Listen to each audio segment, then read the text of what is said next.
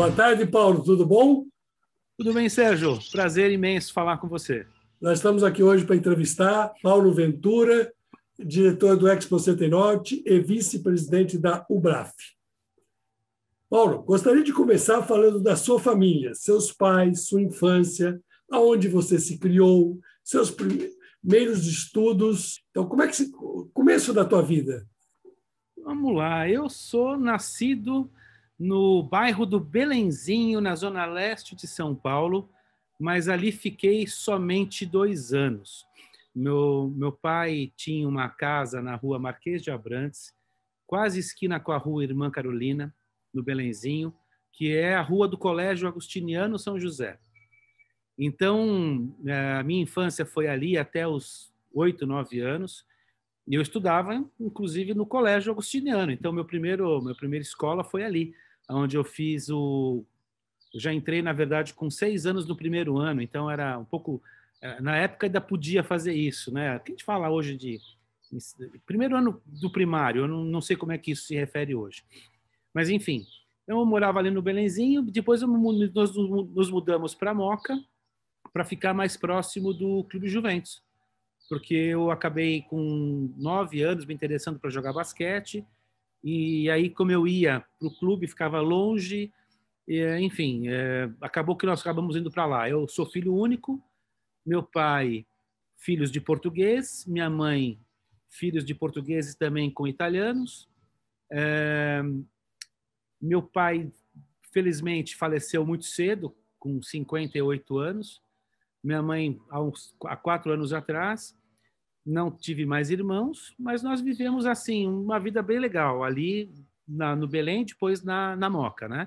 Na Moca, nós moramos ali bem próximo do Clube Juventus, como eu te falei. Eu me transferi para o colégio depois, mais para frente, para o Colégio São Judas, aonde que eu fiz ali final de ginásio, depois colegial, e frequentando o Clube Juventus praticamente todos os dias, né? Jogando basquete pelo clube. Tive uma passagem ali pelo Clube Sírio-Libanês, depois pelo Palmeiras, jogando basquete. Cheguei a algumas seleções de infantil, pré-mirim, mirim, paulista, nunca brasileira. Não cresci, fiquei com o meu tamanho normal. E aí acho que a minha vontade pelo esporte vem dali, né? Onde que mais para frente a gente vai falar, mas foi onde eu caminho com o esporte um pouco mais à frente na vida. Mas foi uma passagem bem interessante. Morar na Moca, ser moqueiro, me trouxe uma grande satisfação. Foi uma escolha bem bacana que meus pais fizeram e que eu sou muito grato por esse período. Foi bem legal. O Moca é um bairro muito querido aqui em São Paulo, né? É assim, né? As pessoas não falam, é que nem o gaúcho, né? Perguntam assim, quando tem um grupo de pessoas reunidas, né? De onde você é? Eu sou do Chile, o outro, eu sou dos Estados Unidos, sou americana. O gaúcho fala, eu sou gaúcho. Antes de falar que ele é brasileiro, né? É um orgulho muito, muito bacana. E eu acho que o cara da Moca é muito isso também, as pessoas da Moca, né? Tem a questão de falar, eu sou da Moca. Então, acho que é mais do que falar que sou paulista, né? Acho que é esse comparativo que eu faço. Muito bacana. E aí explica, inclusive, a próxima pergunta que eu ia te fazer, o porquê de você ter escolhido a faculdade, a sua primeira faculdade ter sido Educação Física, né? Na sequência, você fez Administração. Fala um pouco dessas 2 faculdades que você fez. Meu pai, à época, trabalhava no Grupo Silvio Santos. Meu pai era superintendente do Grupo Silvio Santos, das lojas Tamacavi. Ele foi quem implantou as antigas lojas Tamacavi, para quem não sabe. O Grupo SS ficava na rua Jaceguai, ali no centro. E onde é hoje os estúdios, ali eram os depósitos do Baú da Felicidade e também da Tamacavi, que era uma loja de móveis. O Baú era a linha branca, que é geladeira, fogão, panelas, enfim, e aquela coisa do carnê, do presente. E a Tamacavi era uma loja de móveis. E uma outra empresa do grupo era a Vimave, na época também, e o Banco Pan-Americano. Então, meu pai era superintendente do Grupo Silvio Santos e ele não admitia que eu fosse fazer uma faculdade de Educação Física. Por quê? Porque como eu jogava basquete e os meus colegas ali eram todos ligados a esporte, era uma coisa meio que natural seguir essa linha da faculdade. E ele não queria, ele falava que ele não ia pagar um curso de vagabundo. a cabeça dele de português, né? Aquela cabeça bem cartesiana. E eu fui à frente, conversando com o técnico do clube que eu jogava na época, que já era o Palmeiras, eu comentei sobre isso. Ele falou, não, a gente consegue a bolsa. Bom, resumo da ópera. Eu fiquei com aquilo na cabeça, mas primeiro eu entrei na faculdade de administração. Eu fiz o primeiro ano de administração na São Judas e eu queria desistir. Foi aonde que a briga com meu pai foi intensa. Ele falou, eu pago só administração, eu não vou pagar curso de vagabundo. E aí eu consegui que alguém pagasse, né, o segundo curso. Então eu fiz as duas faculdades ao mesmo tempo. Como administração eram 4 anos, educação física eram só 3 à época, eu acabei as duas muito semelhantes, uma com a outra. Então, eu fiquei com uma dependência, porque eu fazia faculdade de manhã, faculdade à noite e tinha que fazer estágio à tarde ainda. Então, foi um momento bem conturbado do ponto de vista... praticava esporte. Ainda jogava. Então, claro que eu ia ficar com dependência de matéria, porque quando eu tinha jogo, eu faltava, quando eu tinha treino específico, eu faltava, e por aí ia. Então, eu fui levando meio que dessa forma, até finalizar tudo, mas foi, assim, uma grande experiência, porque chegar numa faculdade de educação física, por exemplo, na época, tinham 2 grandes clubes de voleibol, que era a Pirelli e o Bradesco. A Pirelli aqui em São Paulo, em Santo André, e o time do Bradesco lá no Rio. E era a rivalidade que tinha, Bernardinho, Renan, contra os meninos aqui de Santa Catarina, daqui de Santo André, que era a Pirelli, que era o William, Montanaro. E aí, eles eram todos da seleção olímpica de 84.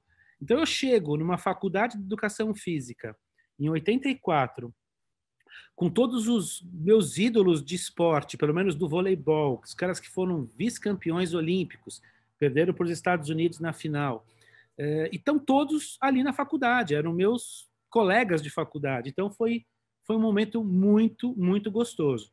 Não posso negar que foi uma experiência extremamente agradável. Mas que tudo tem um limite, né? Então, aí, depois da faculdade, é que as coisas começam a tomar um outro rumo. Mas foi por causa da educação física que eu fui parar em hotelaria. Você também fez graduação em marketing pela ESPM. Você já estava na hotelaria quando você fez? Na verdade, foi assim. Como forma de poder viver, eu fiz um estágio na CET, Companhia de Engenharia e Tráfego de São Paulo, através do CIE, que era a única maneira que eu tinha de conseguir trabalhar, e aí eu consegui uma vaga chamada, na época, de PAC, Posto Avançado de Controle, ou de Campo, não me lembro. O que era essa função? Eu ficava em cima de um prédio, com um binóculo e um rádio HT, informando para a central da CET as condições de tráfego das ruas que eu controlava, do alto daquele prédio. Era o que hoje faz o Waze. Então, o Waze hoje é isso, é um serviço compartilhado de trânsito, né? Na época, a central da CET em São Paulo, não sei se eu acho que continua, ali na rua Frei Caneca, e era o controle geral de todos os semáforos inteligentes que ficavam ali dentro. E qual era a função desses PACs? Era exatamente observar o trânsito onde não tinha controle inteligente de tráfego e reportar isso para a central, que automaticamente reportava para a Rádio Jovem Pan, para a Rádio Bandeirantes, e eles soltavam no ar as condições de trânsito à época, né? E eu fiquei um tempo num prédio chamado CTO Itaú, na Avenida do Estado, controlando a Avenida do Estado. E ali eu convivia com os caras da engenharia do Itaú e conversava com muita gente. E foi dali que me disseram, pô, você precisa fazer um curso de pós-graduação, você não pode parar de estudar, rapaz. Você é muito novo, tem muita coisa para frente e tal. E aí me incentivaram a fazer esse curso e foi onde eu fiz uma pós-graduação em marketing buscando alguma coisa nesse sentido. Mas eu já estava, na verdade, nos finais de semana, indo trabalhar em hotéis de lazer e fazendo um pouco dessa coisa do bico, né? Do se vira nos 30. Então, eu ia muito para um hotel chamado Hotel Estância Barra Bonita, no interior de São Paulo, trabalhar como monitor de lazer. Quando eu termino as duas faculdades, Sérgio, aí eu tinha que decidir o que eu ia fazer, né? Para onde que eu ia entrar. Uns caras tentavam me levar para uma área de informática. Eu fui trabalhar, fui ver como é que era trabalhar com informática, vendendo computadores. Tive uma experiência bem legal no Palácio dos Bandeirantes, foi a implantação do serviço de rede, primeiro serviço de rede que o Palácio dos Bandeirantes teve. Eu fui acompanhar, mas eu achei aquilo chato pra caramba, né? Vender computador, rede de informática, aquilo não estava muito na minha vida. Era muito ruim, né? E ali nós falávamos de um computador, era um 286 MHz a 25 regas de frequência clock, era tudo que se tinha de mais rápido. Era um X, era um AT, a galera não vai nem saber o que era um computador AT. Mas, enfim, eram outros tempos, os terminais eram burros, os terminais eram só terminais, a internet nem existia, enfim. E aí eu fazia muito essa coisa de viajar para hotéis de lazer. Então, eu ia para a Estância Barra Bonita, ficava lá nos finais de semana, nas férias. Aí eu saí desses empregos de estágio, fui para lá, fiquei um tempo. E, Sérgio, foi aí que as coisas começam a acontecer e não são por acaso. Um desses finais de semanas de temporada de férias e de contato com pessoas ali, sendo recreador, porque eu falo que foi a educação física que me levou para frente, não foi outra atividade. Eu conheci uma pessoa, da época, diretor do Hilton, São Paulo Hilton Hotel. Na verdade, nem era de São Paulo Hilton, na verdade, era, mas me indicou para trabalhar no Grupo Quatro Rodas. E eu fui trabalhar no último escritório do Grupo Quatro Rodas de Hotéis, que era do Robert Chivita, ali no centro de São Paulo. Só que um pouco mais para frente, a Accor adquiriu esses hotéis para administração com a bandeira Sofitel, foi quando eles trazem a bandeira Sofitel ao Brasil, era só Novotel. E eu pelo menos vi pela primeira vez, o Ronald Bonadoni entrando por uma sala, né? Sendo o novo adquirente da administração dos hotéis Quatro Rodas do Nordeste. E eu fiquei ali mais 4 dias só. E aí, dali, eu fui para o São Paulo Hilton Hotel. E então, nem tenho isso como passagem de currículo, foi uma experiência muito curta. E fui para o São Paulo Hilton. E ali, sim, eu fico um bom tempo. E quem me levou para tudo isso foi os amigos, os contatos com pessoas dentro do trabalho de recreador em hotelaria, né? Olha que a área de lazer me levou para a administração do hotel. Paulo, a gente pode dizer que sua trajetória na hotelaria iniciou no Hilton, como você acabou de falar, onde permaneceu por 11 anos. A Hilton foi uma verdadeira escola de hotelaria no Brasil. Tinha naquela época algumas escolas, a escola do Tijurs, que era a escola do Othon, e a escola do Hilton, foram as 3 grandes escolas que a gente teve naquela década de 70, etc. O que você me falaria desse período seu no Rio? Você trabalhou com o Trenk, né? Logicamente. Putz, engraçado que eu tenho um grupo que até hoje eu ainda converso com o Johannes. Ele é um senhor, mora na Europa, mas assim, temos um grupo de ex-Hiltons, né, daquela época. Tem mais gente, o Carlos Bernardo, da mesma época, que hoje está na Accor, Carlos Bernardo da mesma época de Hilton, o Alexandre do Transamérica ele veio um pouco depois, né? Hilton inaugurou na década de 70. Eu fui para Hilton na década de 80, onde não existia ainda. Foi meu primeiro grande emprego, meu trabalho profissional da vida. Lá na Hilton eu digo que eu aprendi a ser gente, eu aprendi a me vestir, eu aprendi a usar terno e gravata, porque eu nunca tinha usado isso na vida. Eu aprendi a comer, ou seja, me portar diante de garfo e faca de vários tipos, vários copos. Essa etiqueta, né, tradicional da hotelaria 5 estrelas internacional.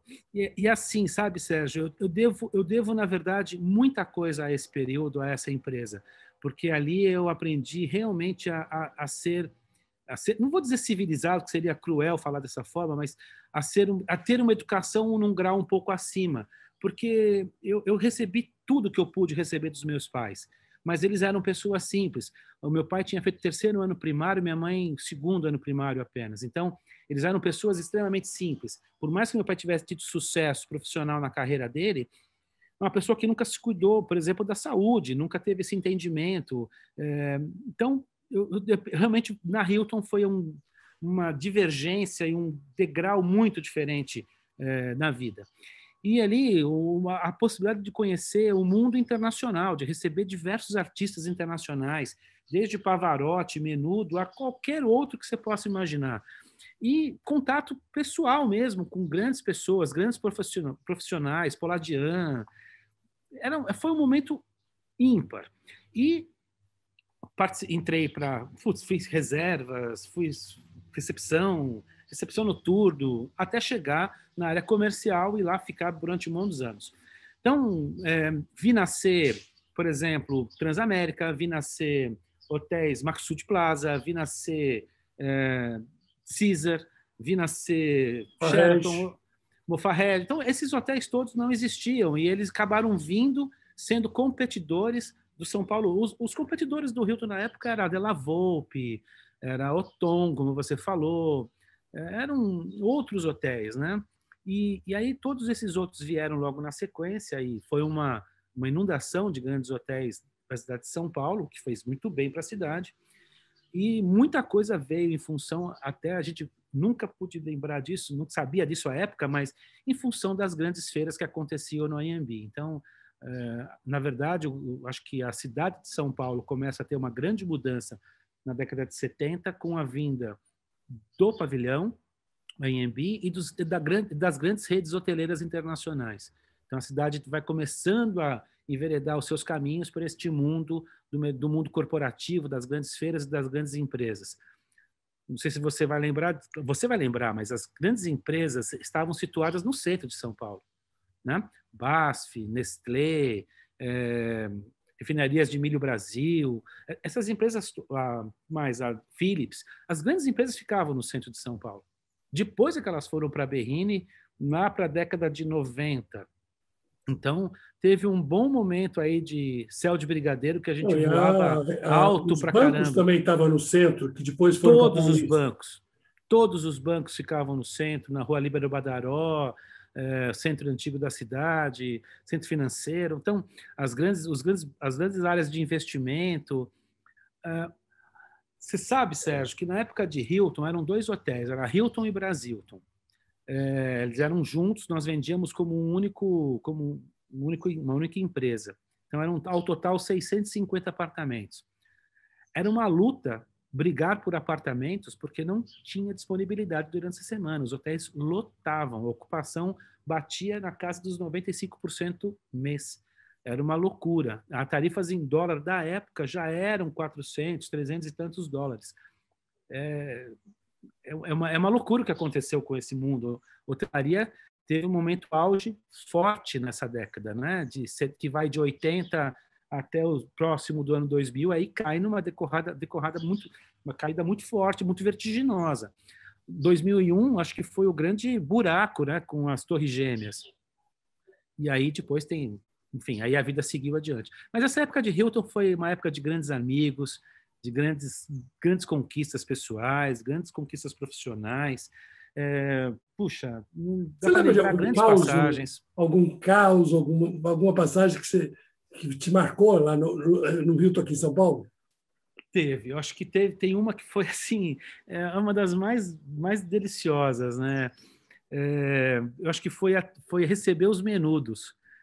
Foi muito cômico, para não dizer que foi trágico, porque assim, nós brincávamos que se nós abríssemos um frigobar, saía uma menina de dentro, porque as meninas elas invadiram o hotel para trás dos Menudos. Foi uma coisa assustadora. Essas coisas de Hilton que são fantásticas. Você vê, essa passagem dos Menudos foi fantástica. Teve uma outra, o Lobão vivia sendo preso. Ele era tantas vezes ele era preso assim, levado em... quase levado coercitivamente para fazer depoimento, que ele já andava com uma algema pendurada na cintura, né? Então, era muito hilário o que acontecia no Hilton. O Hilton teve grandes passagens. Conheci pessoalmente grandes pessoas, grandes artistas. Foi tinha aquele restaurante lá em cima que era maravilhoso, tinha o Tavern, né? Embaixo ficava o London Tavern, que tinha a melhor feijoada de São Paulo. E lá no último andar, o Rooftop, que é também uma grande... Uma terrina de ostra que era uma delícia. Tinha, acho que assim, o Brasilton tinha o Braseiro, que era um restaurante bacana pra caramba. O Teatro Cultura Artística funcionava a todo vapor. Nós ficávamos ali com... Por exemplo, o Mistério de Mavap ficou em cartaz muitos anos no Cultura Artística, né? Então, o Nanini praticamente morava dentro do Brasilton. Eu ficava mais na parte comercial, eu saí da operação muito cedo, né? Então eu não via as operações acontecendo esse dia a dia. Agora, quem ficava na operação tinha história mirabolante para contar. Você pode ter certeza que as histórias daquela noite, porque imagina, a localização de São Paulo Hilton Hotel é na frente da Boca, né? Na Boca do Lixo, famosas casas do amor Na ali esquina tinha atrás, uma né? casa, já tinha uma casa que fechou agora recente. Várias. Mas Sérgio, bem para na eu sair, esquina mesmo, bem na para frente. eu sair do Brasilton e ir para o Hilton, eu tinha que passar ali atrás pela Nestor Pestana, né? Então ali eu passava pelo Kiltz, pelo Vagão Plaza, pela Love Store, eram as casas eram as boates que tinham no caminho até chegar na Hilton. Sérgio, eu tinha 20 e poucos anos, Sérgio. Imagina eu morando ali, trabalhando ali naquele centro, numa grande rede hoteleira, mas era gostoso, era uma época boa, Era um tempo bom. Era uma época boa. E assim, você sabe que eu tive uma história muito bacana. Eu conheci uma cantora que na época fazia muito sucesso. Tinha uma novela que estava em cartaz. À época, a música da novela era a música tema cantada por ela, Rosana. Não sei se você vai lembrar. Então, ela tinha uma música, acho que é como uma deusa, enfim. E eu a conheci ali no Hilton. Uma vez ela estava indo embora, estava indo pegar o avião e estava atrasadíssima, não tinha táxi, não tinha nada. Eu estava saindo naquele momento, encontrei aquela coisa toda desesperada. O que eu faço? Falei, eu te dou uma carona até o aeroporto. Eu estou indo para a Zona Sul, tenho que fazer visitas. Eu tinha que ir eu acho que ou eu ia na Henkel, que eu adorava ir na Henkel, eu passava o dia na Henkel, ou eu ia na Ciba-Geig, na antiga Ciba-Geig. Tinha uma grande amiga que faleceu há alguns anos, a Helena Bianco, a gente era todo muito, muito moleque, e eu estava saindo. E ela topou.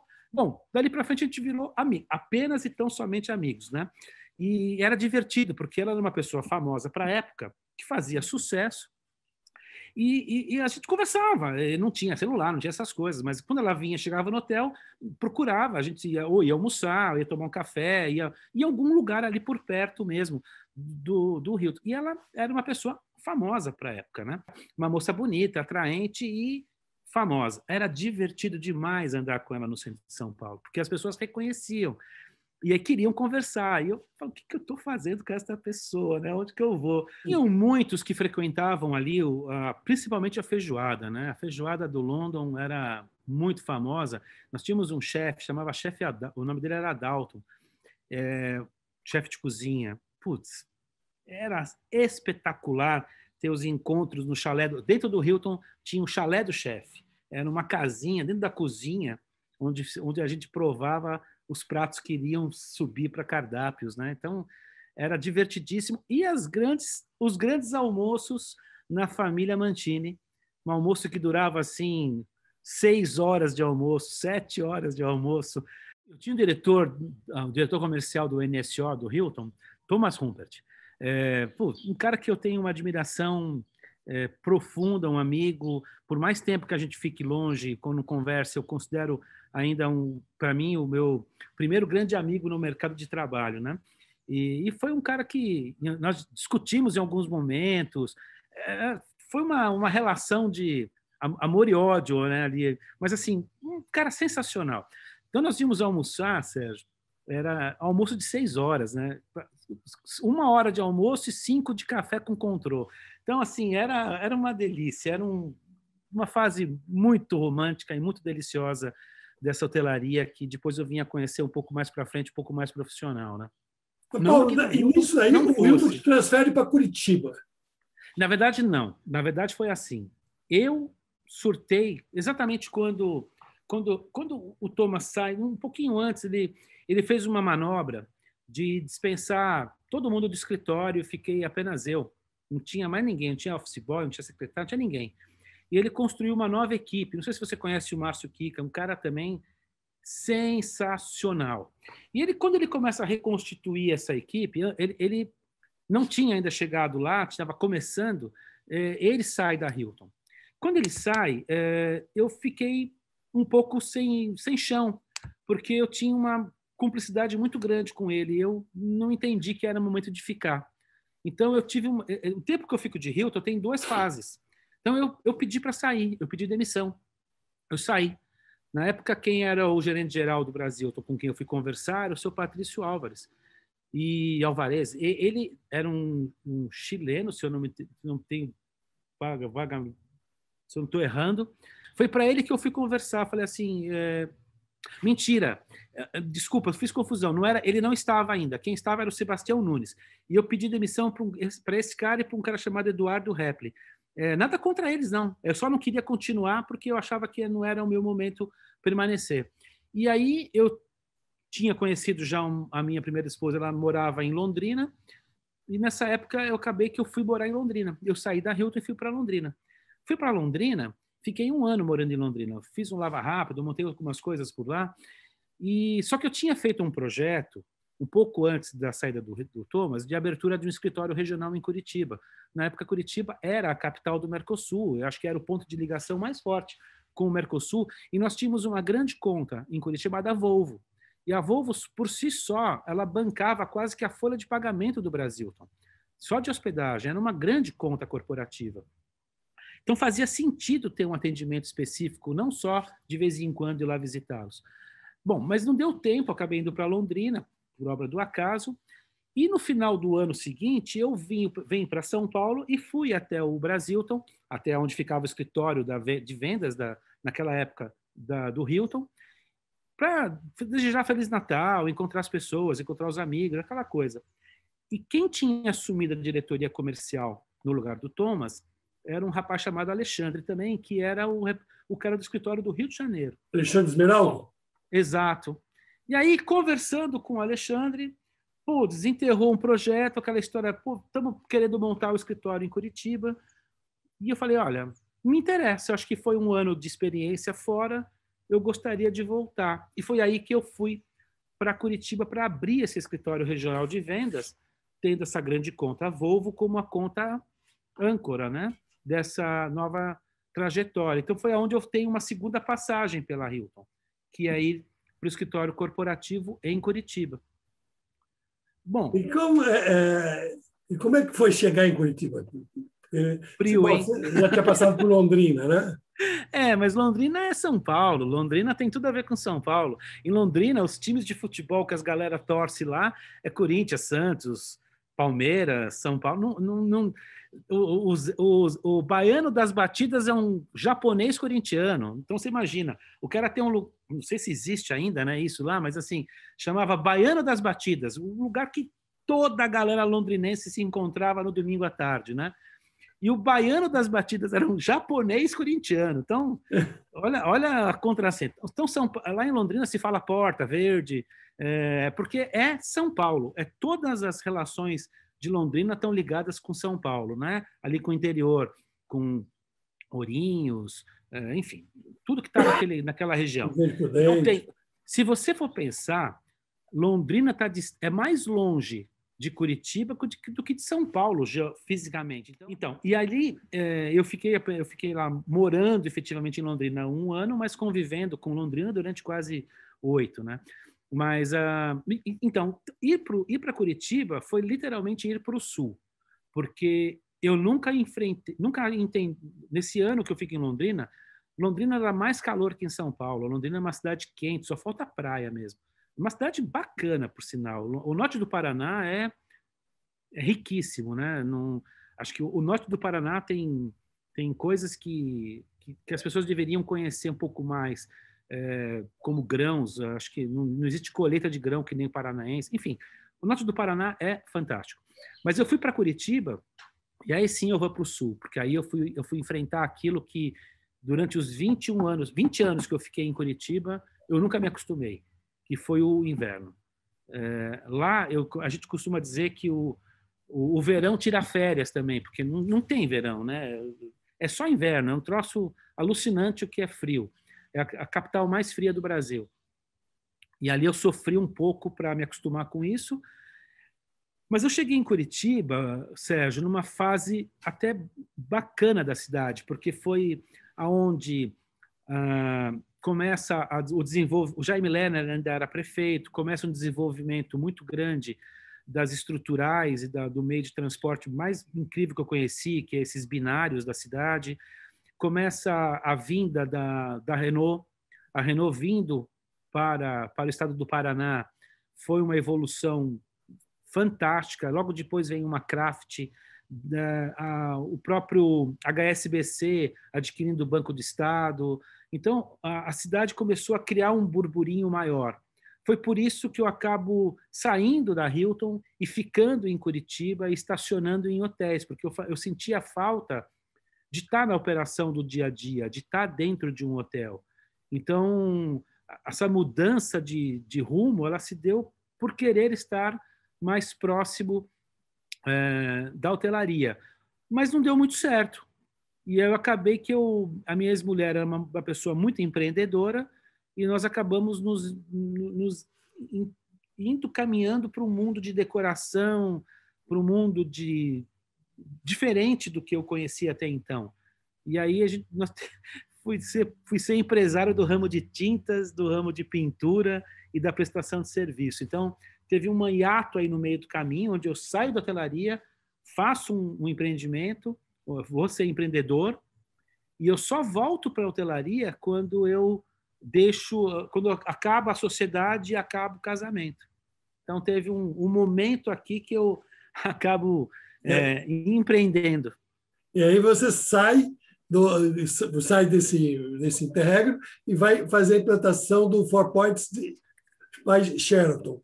Como foi fazer a implantação dos melhores hotéis da capital paranaense? Na época ele ganhou vários prêmios Caio. Acho que foi o primeiro prêmio Caio, então foi no Four Points, talvez. Olha, eu vou te falar que foi, mas foi assim, olha só.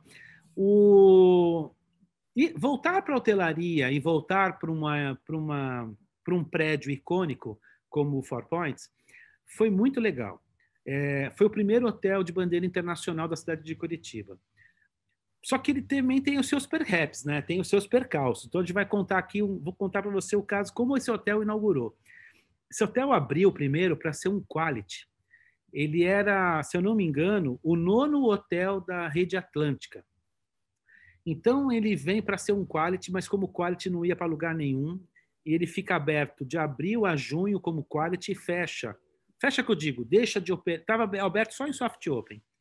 Aí ele passa um mês sendo Hotel Curitiba Capital, e aí só em junho é que ele abre novamente para ser um Four Points. E aí, Sérgio, começam as grandes confusões, né? Porque até então, nós tínhamos como hotelaria, ninguém sabia muito bem se o prédio da Hilton pertencia ao Hilton, se o prédio da Accor pertencia à Accor. Você conhecia Novotel, conhecia Sofitel, conhecia Hilton, mas ninguém falava muito nas marcas que tinham por trás, né? Nas administradoras hoteleiras. E aí surge a Atlântica. A Atlântica veio quebrar um paradigma muito grande nesse sentido. E o Four Points era uma marca da Starwood, administrado pela Atlântica no Brasil, mas que não administrava os hotéis da Starwood, não administrava um Sheraton. O Sheraton era administrado pela Starwood.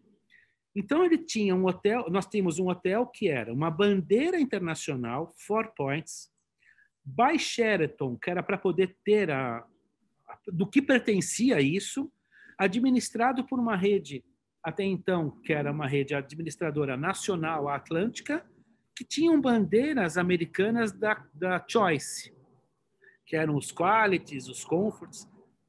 Era uma salada russa, meu amigo, que, pra você ter uma ideia, na ABAV de 2001... E você ainda tinha por trás disso que o prédio pertencia a um grupo de empresários da colônia judaica de Curitiba que se juntaram e fizeram aquele empreendimento.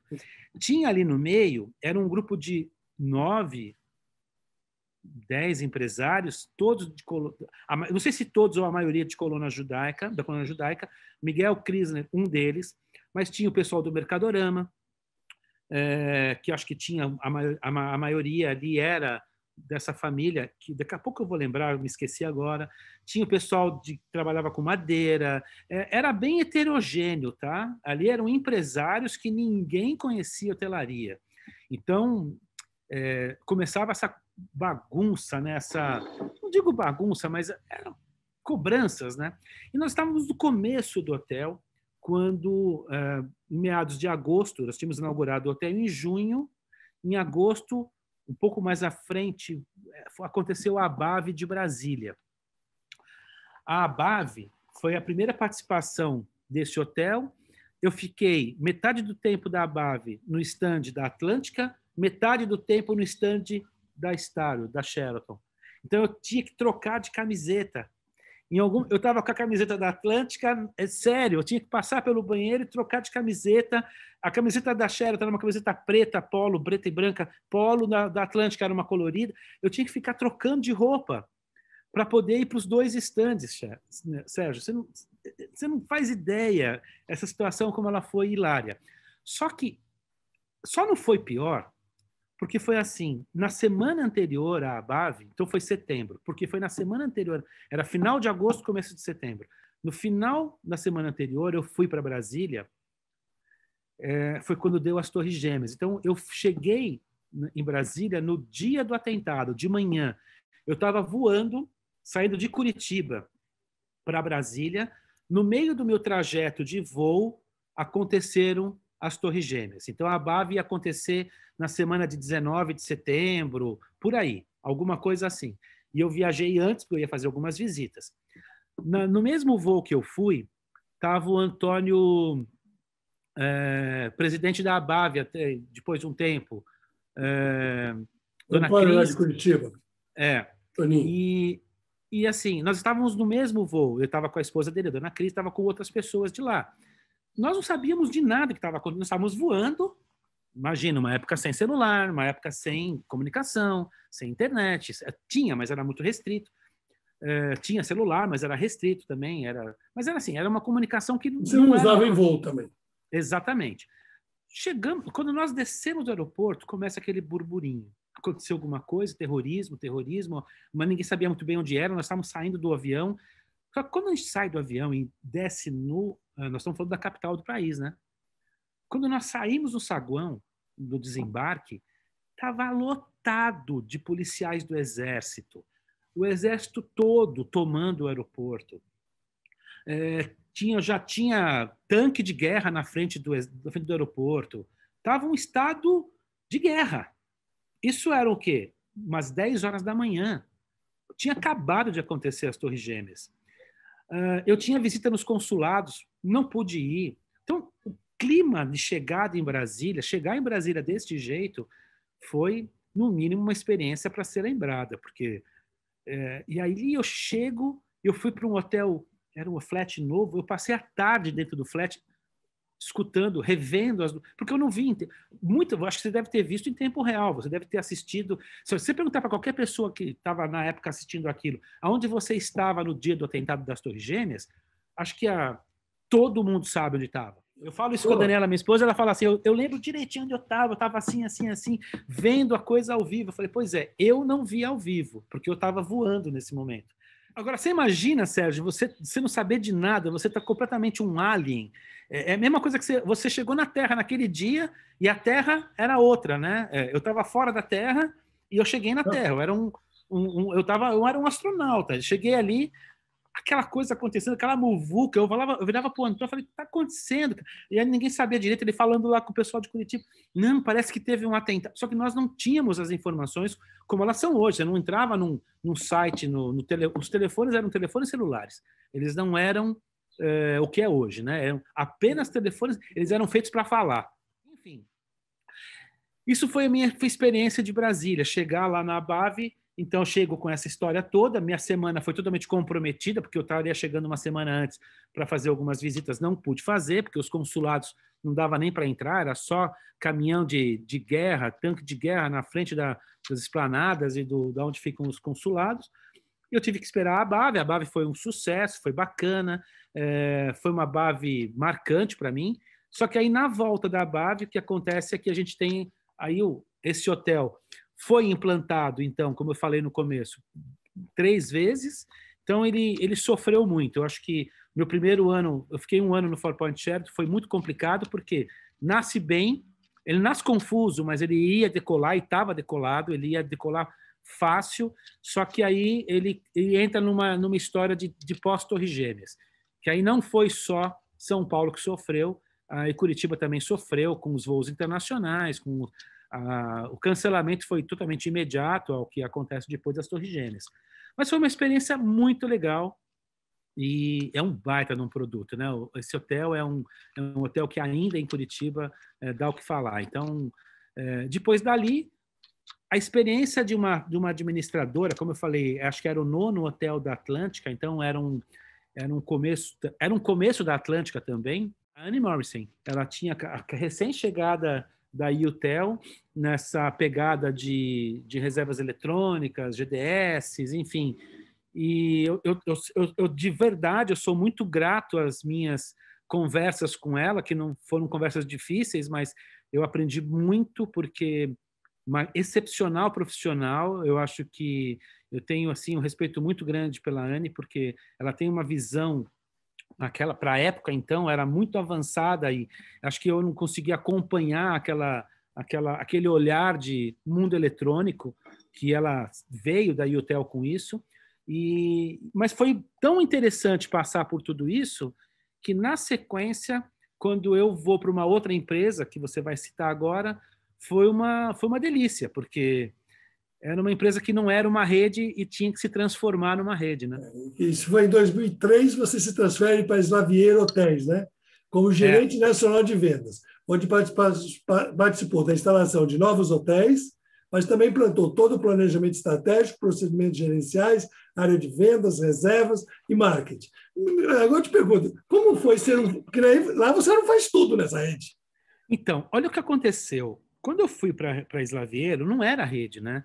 Na verdade, a família Slaviero tinha passado por uma cisão depois há um tempo atrás, e os hotéis ficaram divididos, né? Então, assim, existia o Slaviero Palace Hotel, como o hotel tradicional da cidade de Curitiba e no centro. Aí tinha o Brás Hotel, que era um arrendamento de um prédio bem na Boca Maldita, do lado do HSBC, um hotel mais econômico, mas bem tradicional, mas era Brás Hotel, não recebia o nome Slaviero, e um hotel na Avenida Visconde de Guarapuava, que era um hotel chamado Executive, que também não recebia o nome de Slaviero. Eram 3 hotéis que concorriam entre si, e quando eu chego na tal central de reservas, era uma menina atendendo cada um desses hotéis. Não tinha venda cruzada, não tinha interligação, não tinha sistema de controle. Um hotel era check-in, outro hotel era desbravador, o outro era CM, cada um era uma linguagem diferente. E então, o que se esperava fazer daquilo? Transformar, crescer e transformar numa rede. Então, tinha projetos em pipeline, tinha projeto do Full Jazz, que era um primeiro hotel temático que eu tinha conhecimento, que ia ser inaugurado um tempo para frente. E aí eu tive a companhia de um grande profissional, um amigo, que passou comigo por Hilton, passou comigo por Atlântica, que foi o Eduardo Camargo. O Eduardo Camargo foi o diretor da época desse projeto, desse processo, que também que fez nós fizemos juntos um grande desenvolvimento da rede virar rede, ou seja, dessa empresa familiar, Grupo Slaviero, se transformar efetivamente numa rede de hotéis. Entre erros e acertos, eu acho que foram mais acertos do que erros. Eu tenho uma boa lembrança de profissionais fantásticos que eu conheci nessa época, não só do seu Renato Campos, que é o proprietário da empresa, do Eduardo, filho dele, Eduardo Campos, mas também de uma moça que eu tenho assim uma verdadeira paixão, que é a Suzy Almeida, está lá até hoje, e que são pessoas que realmente foram brilhantes, são brilhantes, e que ninguém faz nada sozinho, né? Só que lá nós construímos tudo, né? Acho que nós pegamos lá uma floresta e fomos capinando o mato, tirando o mato da frente, literalmente montando uma central de reservas. Acho que nós somos a primeira empresa no Brasil, ou se não foi a primeira, uma das primeiras, a utilizar o sistema Central Super da CM Soluções à época, que era uma solução de integração da central de reserva ser unificada em cima de um único produto e funcionava. Então, assim, acho que foram bons desenvolvimentos, foi uma grande experiência, foi muito legal. Quantos hotéis tinha quando você saiu? Quando eu saí, acho que eram 12 ou 14, eu não me lembro, mas eram 3 e em 3 anos pulou de 12 ou 14. Então, tinha hotéis pequenos, tinha hotéis bons, já tínhamos posto o pé em São Paulo, na Alameda Campinas. Foi uma conversão de um hotel difícil, de um dia para o outro, tudo desapareceu do hotel, a gente entrou no dia seguinte. Foi o primeiro hotel fora do estado do Paraná. Não, acho que foi sim. Enfim, passa o tempo, a gente acaba ficando velho, acaba esquecendo das coisas, né? Mas foi bacana. Então, gerente, acho que era a Milena. Isso, a Milena de Sordi, né? Isso, a Milena de Sordi. Exatamente ela. Ela foi a primeira foi a gerente geral desse hotel também. Foi Olha, tem muita experiência boa e tem muita gente boa que passou por esse mundo, viu? Isso é muito bom. Daí você teve uma passagem pela Bristol e finalmente chegou na IHG. A Bristol é uma empresa, uma administradora de um português muito legal. Assim, eu vou te falar, tem pessoas que elas são vistas às vezes como pessoas mais rudes, tal, mas olha, eu adorei trabalhar com eles. Eu vou dizer para você que eu tive foi difícil, não foi fácil, mas eu fui aonde eu aprendi muita coisa bacana, porque eu fui para uma área de desenvolvimento. Eu queria poder passar por mais coisas. Eu queria aprender coisas diferentes e não ficar só sendo comercial do hotel. Eu queria saber como esse negócio era constituído. E foi através da Bristol que eu tive essa possibilidade. Douglas? Foi com o Douglas? Não, foi com o Jorge Alves. Jorge Alves. Português chamado Jorge Alves, um cara diferente. Eu não vou dizer que nem que é A nem que é B, é diferente. E o Gilberto Cordeiro também, um cara que está lá no Paraná, que também a gente aprende muita coisa, enfim. Sabe o que acontece? Foi muito interessante conhecer como é que um negócio hotel funcionava, porque eu só sabia como funcionava a operação do hotel, a venda do hotel, mas eu não sabia o negócio, como que o investidor tem resultado com uma operação hoteleira, como é que é o business hotel. E eu pude entender um pouco mais sobre isso, implantando hotel em Santa Catarina, da Rede Bristol, buscando hotel em Petrópolis. Eu viajei o Brasil quase que todo pela Bristol. Foi muito legal. O primeiro hotel para fora foi um hotel em Fortaleza, que um amigo querido ficou por lá muitos anos. Geraldo Magela faleceu com a Covid, infelizmente, no ano passado. Um cara excepcional. O Geraldo tinha sido mensageiro de um hotel em Curitiba e o Jorge apostou nele. Por isso que eu falo, tem que tirar o chapéu para algumas pessoas, sabe? São pessoas a gente fica muito baseado na hotelaria paulista, carioca, mas assim, tem muita gente boa fora desse eixo. Curitiba é um celeiro de profissionais, né?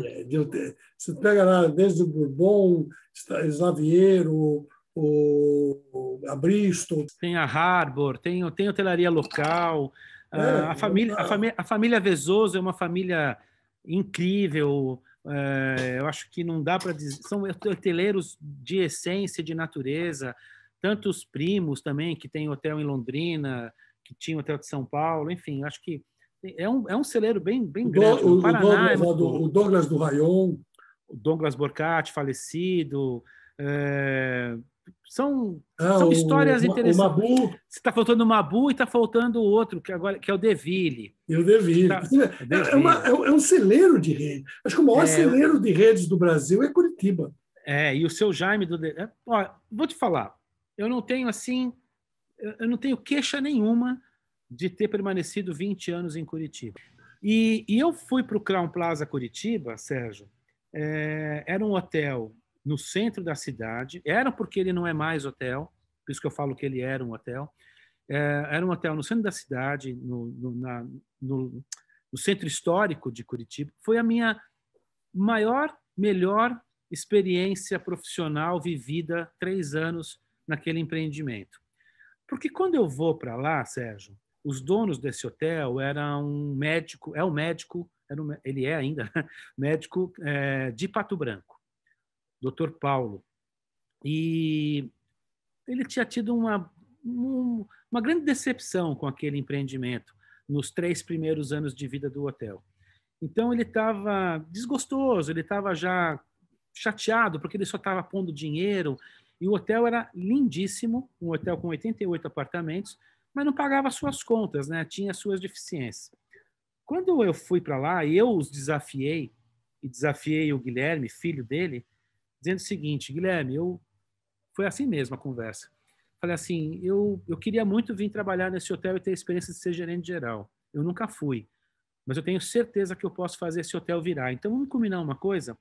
Eu não venho para cá, você não me paga nada. Eu fico aqui 3 meses, você não me paga. Não me registro, não acontece nada.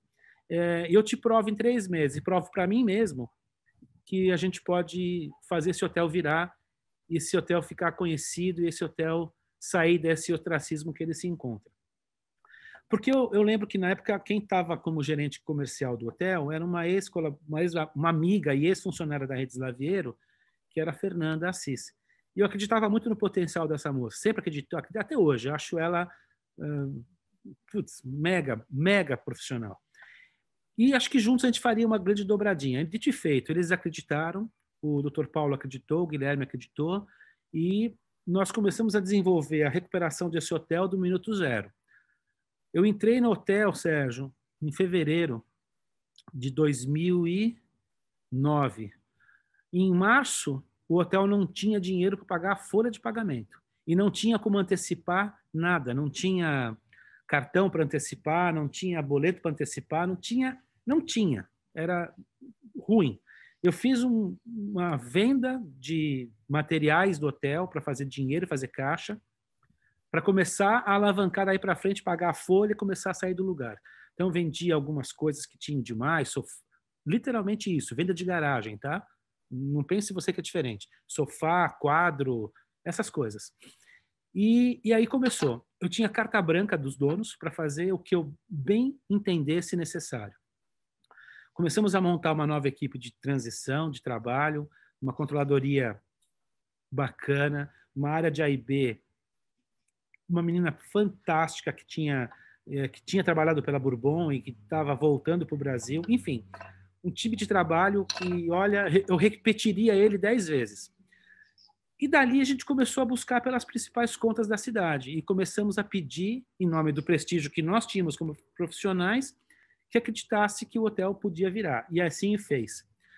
E ele passou a ser de um hotel deficitário, passou a ser um hotel superavitário em muito pouco tempo. E eu tinha débitos com a IHG. Ele era uma administração, era uma franquia da IHG, da Intercontinental. E nessa franquia, o hotel tinha débitos com a franquia muito grande. Tinha débito de FIIs, débito de marketing, débito de tudo. Em um pouco menos de um ano, nós liquidamos todos os débitos do hotel e começamos a entregar resultado para o dono. E isso também abriu os olhos da administradora. Então, o hotel passou a ser respeitado também pela própria IHG. Isso fez uma virada muito grande, profissional, na minha vida e na vida das pessoas que estavam lá à época. E nós navegamos 2 anos depois muito acima, porque aí a cidade, o país começa a vir com aquele efeito pós-Fernando Henrique, meio do efeito de Lula, num evento, o Brasil começa a deslanchar, o Brasil começa a ter um movimento maior, as companhias que estavam em Curitiba começam a ter, a Philip Morris do lado da gente, foi um momento assim muito, muito, muito oportuno, muito bacana, muito bom. Então a gente transformou um hotel que estava falindo num hotel de sucesso nesses 3 anos. E isso me leva... Esses dias mesmo, estava relembrando aqui, bateu no meu Facebook uma lembrança, fizemos umas ações malucas. Como a gente tinha carta branca para fazer as coisas, Sérgio, nós fizemos coisa nesse hotel, no Crown Plaza, que até Deus duvida. Pra você ter uma ideia, o hotel tinha um L ponto, né, lá no alto do prédio.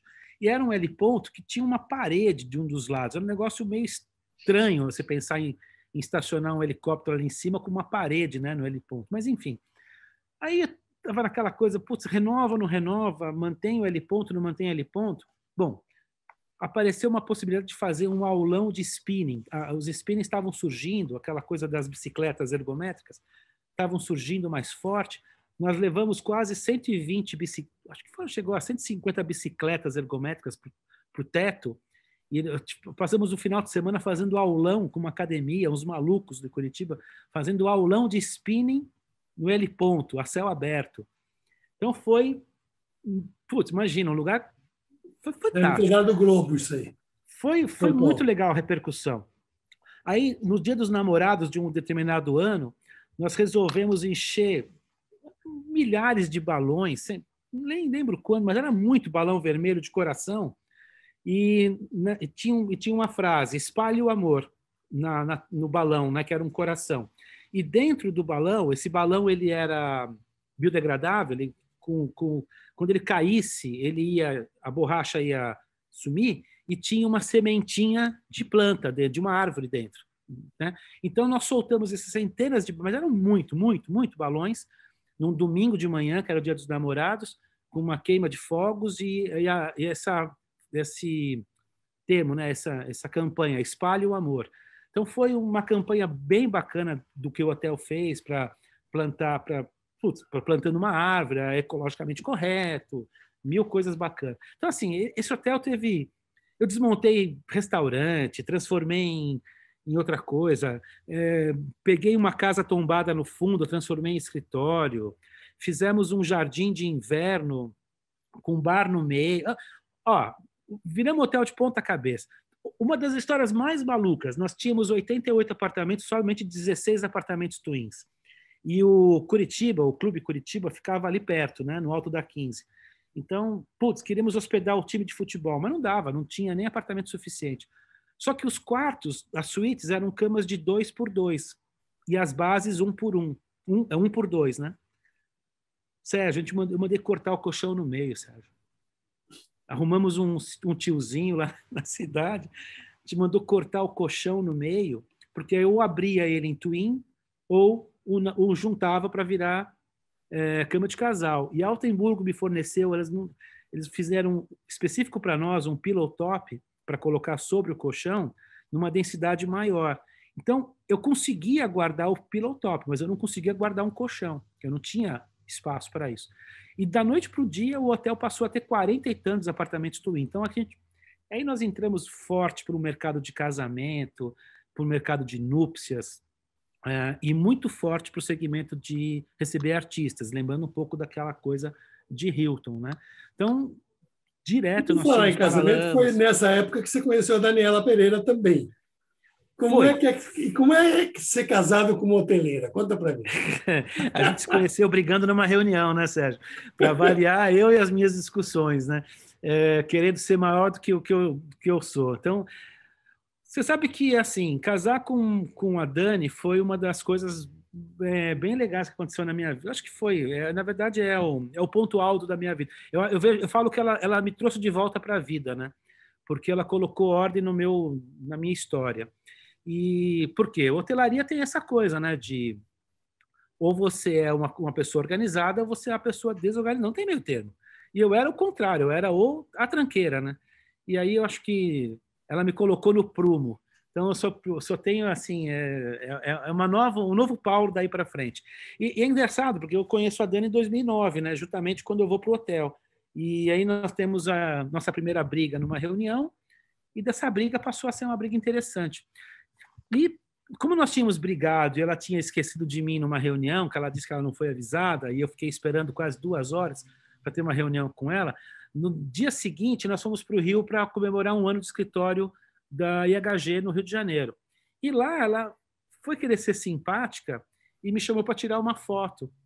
E eu falei assim, olha aí, ó, a mocinha que me deixou esperando, agora quer tirar uma foto comigo. Então, assim, a gente se conheceu assim, nesse ringue, né, de idas e vindas. E foi bacana, foi gostoso. Nós passamos aí 1 ano namorando à distância, até que em 2011, perdão, eu venho para o corporativo. Então, a gente começou a namorar em 2009, 2010, 2011 eu venho para o corporativo da IHG no começo do ano.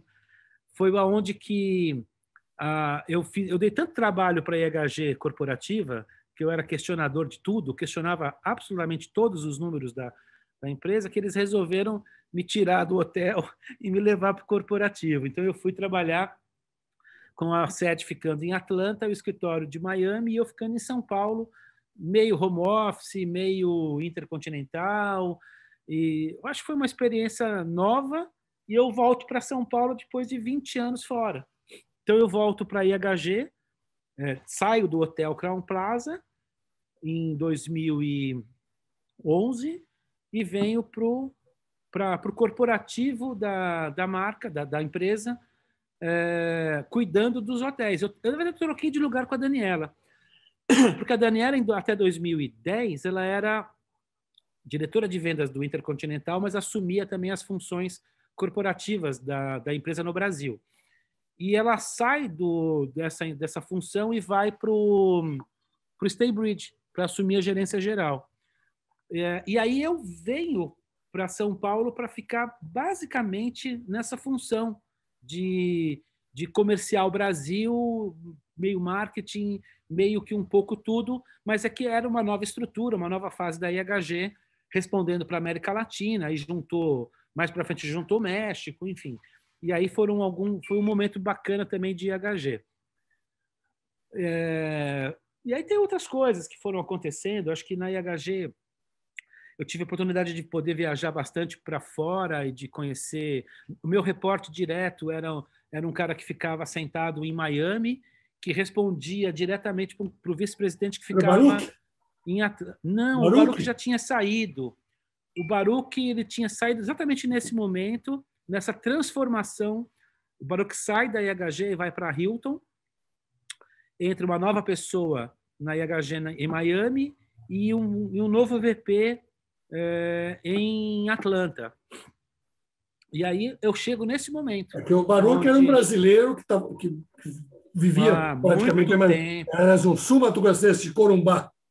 Exatamente. De Corumbá que ficou definitivo em Miami, né? Carlos Baruch. Exato. E é um cara... Grande figura.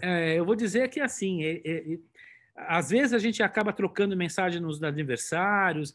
É aquela coisa que, às vezes, a gente fala assim, tem pessoas que a gente não precisa ver todos os dias, mas que, quando você encontra, sempre é uma grande festa, né? O Baruch é uma dessas, sempre. A Daniela adora o Baruch até hoje, é apaixonada pelo Baruch, porque realmente eu acho que muita coisa, até hoje, que eu mesmo faço, eu tenho um pouco desses ensinamentos, desse momento de convivência com o Baruch e com a própria Dani, né? Algumas coisas...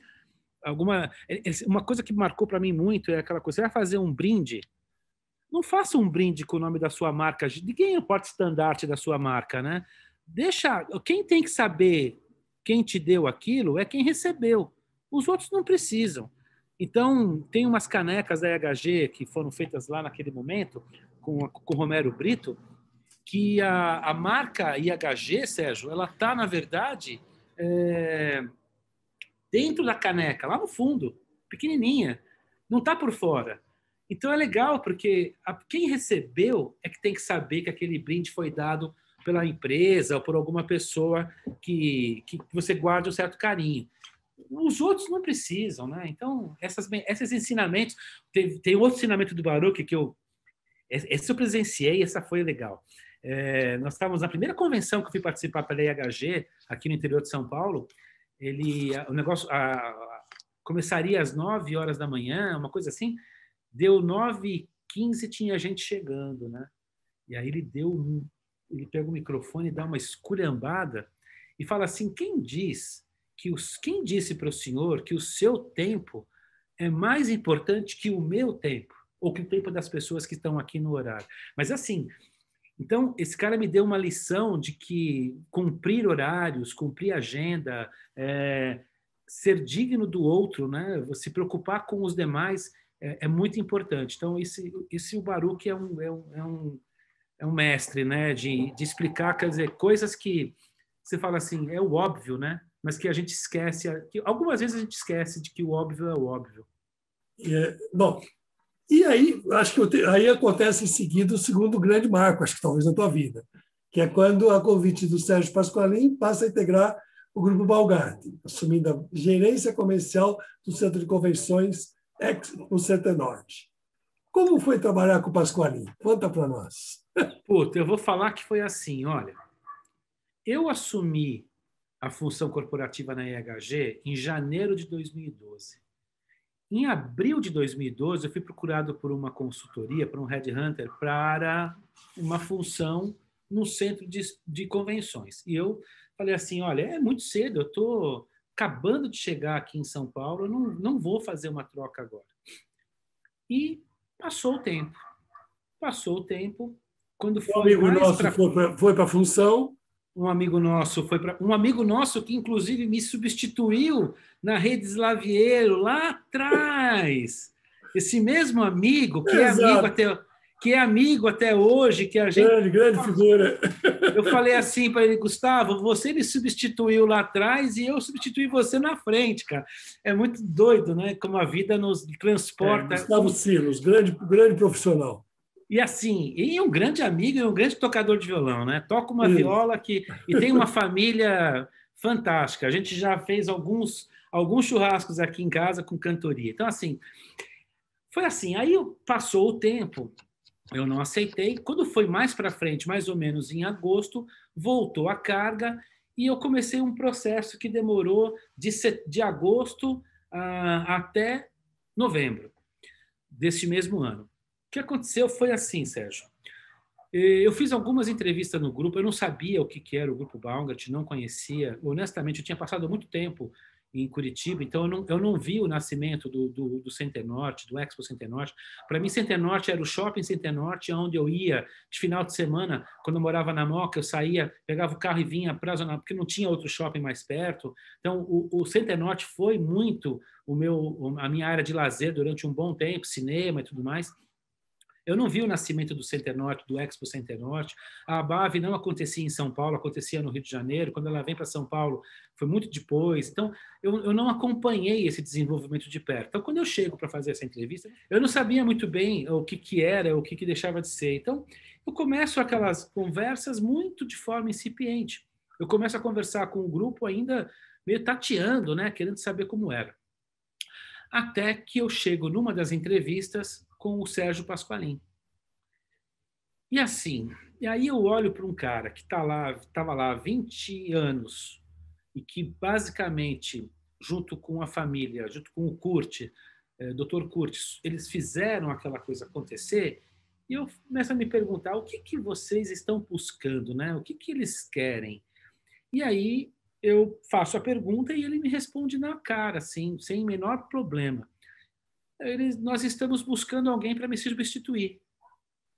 Eu falei assim, e é você quem está me entrevistando para isso? Ele falou, eu que vou decidir, junto com eles, quem que vai ficar aqui para me substituir. Eu falei, muito bem, muito obrigado. Eu saí, fui para casa, eu falava para a Daniela, eu falava assim, não estou entendendo nada, Dani. O cara tá lá há tanto tempo, um cara novo, um cara com a cabeça a milhão. Eu não entendo o que eles estão buscando. Aí, vou tentar descobrir. O que eu faço? Liguei para o Gustavo. Gu, você saiu de lá, por quê? O que aconteceu? Como foi isso?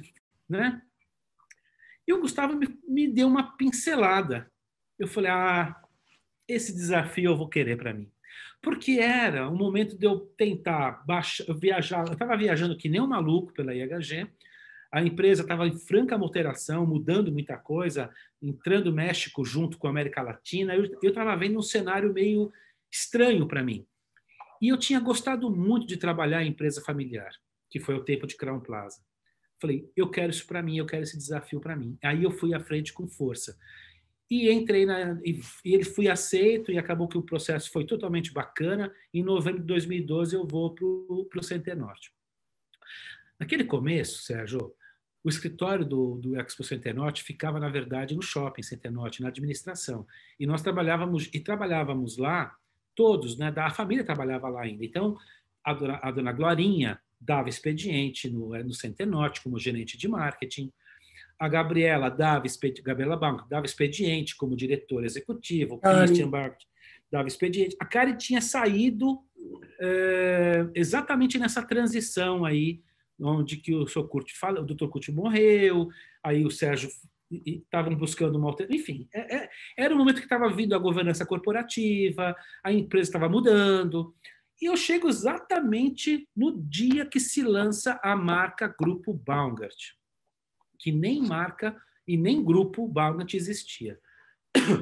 Bom, meu começo de trabalho foi muito difícil. O Sérgio, uma pessoa indiscutivelmente capacitada, mas que a gente discutia muito.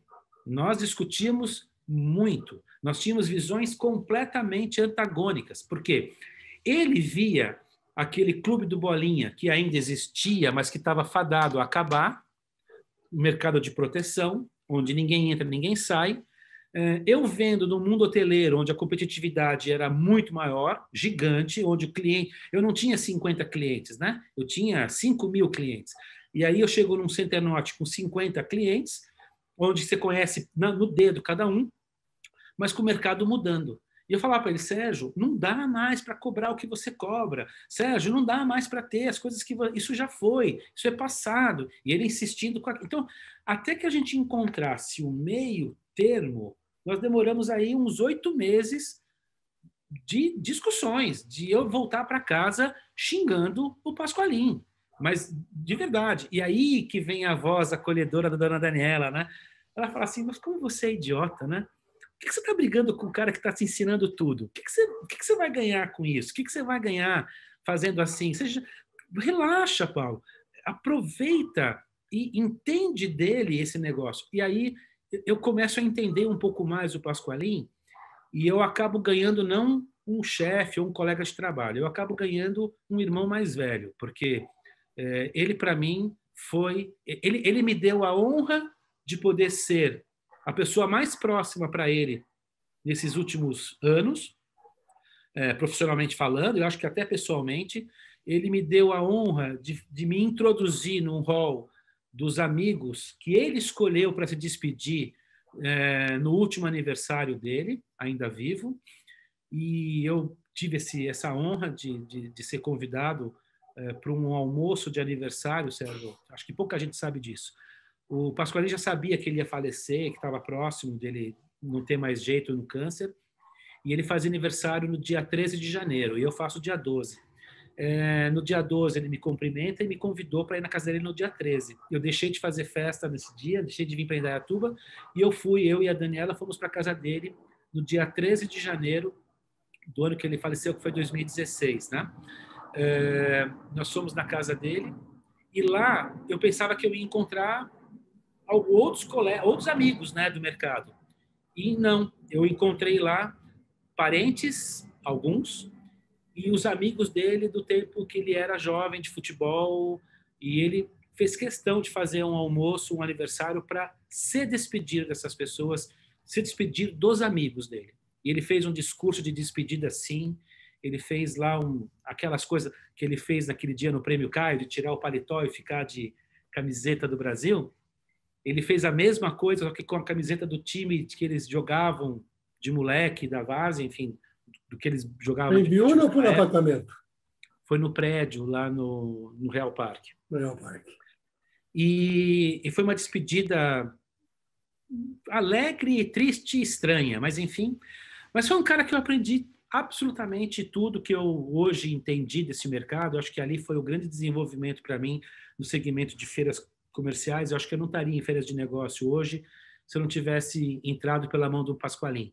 Ele foi honroso, ele foi cordial, ele foi leal, ele foi amigo, ele foi pai, ele foi irmão mais velho, ele foi um pouco de cada coisa, porque ele me introduziu nesse mercado, me deu as melhores, foi quem me recomendou para absolutamente todos os parceiros, todos os clientes, me apresentou um por um. Eu tinha medo do Abdala, eu falo isso para ele até hoje, né?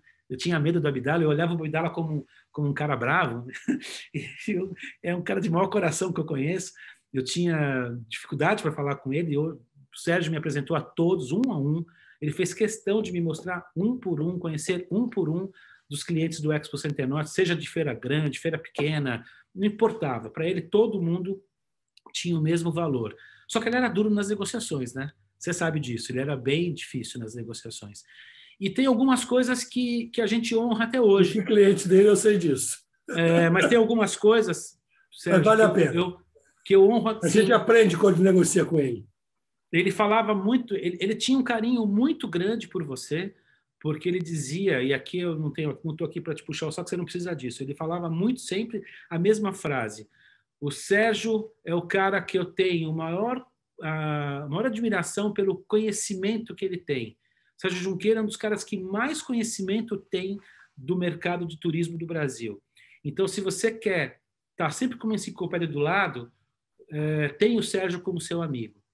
E assim, sabe, Sérgio, são coisas que eu aprendi a olhar, aprendi a admirar, e não é à toa que a gente mantém a Casa do Jacaré no Centenorte, porque o Prêmio Caio era uma paixão do próprio Pasqualin também. Você sabe disso. Eu acho que ele conversava muito com você para transformar o Prêmio Caio além terras do que ele é hoje, né? Então, ele tinha projetos com você, eu sei disso, pela academia, vocês são confrades pela Academia Brasileira de Turismo e Eventos, eu acho que tinha projetos interessantes, que quem sabe a gente ainda veja tudo isso acontecer e o prêmio tenha um magnetismo que ele já tem ampliado vezes 4, porque é assim que a gente imagina um dia estar com o Prêmio Caio, sim. Eu acho que o prêmio hoje é um pouco, não só seu, ele é de mais pessoas, tá? Ele foi idealizado por você, mas ele não pertence mais a você. Me desculpa falar isso. Gente, eu tenho esse mesmo sentimento. Em 2015, ele te passa o bastão definitivamente. Ele sai... Em agosto. E aí você foram 5 anos. Não quero falar agora de 2020. Mas foram 5 anos, 2015 até 2019, em que você assumiu. Nesse meio tempo houve o falecimento do Paulo, do Sérgio, mas você tem 5 anos como diretor quase plenipotenciário do Centenário. Logicamente que tem todo um conselho por trás, claro. Como você, inclusive, se impôs ali dentro, pela sua capacidade, pelo seu carisma. Como é que foi esses 5 anos? 2015, 2019. Sérgio Junqueira, o que aconteceu foi que em 2015 nós tiramos uma fotografia, eu e o Sérgio, na porta do Expo Centenorte, dando as mãos, como um simbolismo dessa transmissão de passagem. Essa foto circulou em alguns veículos e circula nas minhas fotos guardadas aqui, está no meu Facebook também, no Instagram. Ali, o Sérgio se despediu. Só que era uma dispensa, na verdade, uma despedida mandrake, né? Porque toda vez que eu tinha um apuro, era a primeira pessoa que eu ligava. E ele nunca se negou a me dar um conselho. E até ele falava, se o conselho fosse bom, eu não estaria dando, estaria vendendo, mas já que você quer, insiste, vamos embora. Mas eu trocava no começo, eu tive muito essa troca. Até que em agosto de 16 o Sérgio partiu, né? E aí a coisa ficou na banda do eu sozinho. Mas ele deixou uma herança muito positiva, foi uma infraestrutura muito bem instruída, muito bem criada e profissionais competentes dentro do Centenorte, que fez com que a coisa não caísse. Por outro lado, eu tive muito o apoio da família, né? Da família Baumgart. Eu não posso nunca deixar de citar isso, porque eles me permitiram ser dono, entre aspas, do Centenorte. Então, eu me vejo hoje como... Eu atuo, na verdade, desde que eu entrei no Centenorte, como um dono. Eu tenho a dor que o dono tem, eu tento sentir a dor que o dono sentiria se estivesse no meu lugar. Mesmo sendo uma empresa hoje totalmente profissional, eles continuam no conselho, eles continuam sendo donos, e eu continuo falando com cada um deles na medida que eu preciso ou que eu possa. Então, se não fosse esse apoio, se não fosse toda essa credibilidade, eu não conseguiria fazer as coisas que eu fiz. E agora nós estamos vindo para uma nova fase. Então, esses anos foram anos difíceis, anos de algumas trocas, algumas perdas, mas, ao mesmo tempo, foram anos de grandes conquistas. Nós conquistamos, acho que, o nosso espaço. Nós hoje temos o mercado de São Paulo com concorrente à altura. Já tínhamos, até então, um concorrente grande, que era o Transamérica. Eu tenho muito respeito pelo Transamérica. O TEC é um equipamento extremamente bem posicionado no mercado. Logo depois, em 16, vem a concorrência mais direta da GL com o São Paulo Expo. O mercado fica um mercado acirrado, um mercado mais difícil, e um mercado que nós só iríamos conquistá-lo se nós mantivéssemos nossa credibilidade. E acho que foi isso o grande ponto de reflexão e o que eu persegui durante esses anos todos foi manter nossa palavra, manter transparência nas atitudes, manter transparência nas negociações, todos têm o mesmo peso, não tem quem valha mais ou quem valha menos. Eu procurei trazer e tratar com cada um dos promotores dos eventos do Expo Center Norte com o mesmo tipo de discurso e atitude e discernimento com todos. A Cláudia Coelho, que vem para assumir a função de gerente comercial, faz isso de uma forma muito diferente do que eu havia feito anteriormente. Ela faz isso mais com o olhar da implantação de processos. Ela veio trazendo aquilo que faltava para nós como regramento, como políticas e procedimentos. Foi muito boa a chegada dela. E tudo isso, de novo, dentro do mesmo perfil, do perfil de transparência e de muita isonomia. Nunca passamos ninguém para trás, nunca tentamos defender os clientes que estão conosco, sim, todos sabem disso.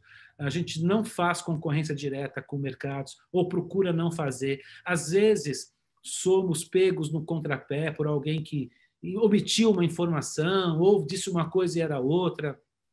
Ou então com a pandemia que veio e estragou nosso calendário, mas, enfim, em temperatura e pressão, nós procuramos, sim, defender os nossos clientes com unhas e dentes, porque uma das coisas que eu aprendi com o Pasqualin e que eu sigo adiante com esse discurso é: o sucesso do Center Norte, Sérgio, é o sucesso das feiras que lá acontecem, é o sucesso dos eventos que lá acontecem. Eu não produzo feira, eu não produzo evento, eu não sou dono de conteúdo. Então, você não concorre com os seus clientes? Não concorro com os meus clientes. Nós não somos fornecedores, nós somos parceiros estratégicos de um negócio grande. E, para isso, a gente tem que se defender, sim. Então, eu sempre digo que o cliente que está conosco, ou que escolhe estar com o Center Norte, ele não fica na rua. A gente dá um jeito de arrumar uma situação e saímos de vários problemas. Já tivemos problemas de rasgar contrato pela não existência de uma feira. Tivemos problemas de clientes que... problema não digo, tivemos situações de feira que saiu e voltou. Tivemos feiras que saiu e não quiseram mais voltar. Está tudo certo. Acho que o mercado sorri para todos quando você tem, acima de tudo, dignidade, transparência e lealdade. Eu acho que caráter a gente não aprende. A gente tem ou tem. Vem de berço. Vem do nosso DNA, vem do nosso pedigree. E eu acho que é isso que eu vi, aprendi e intensifiquei no Grupo Baumgart.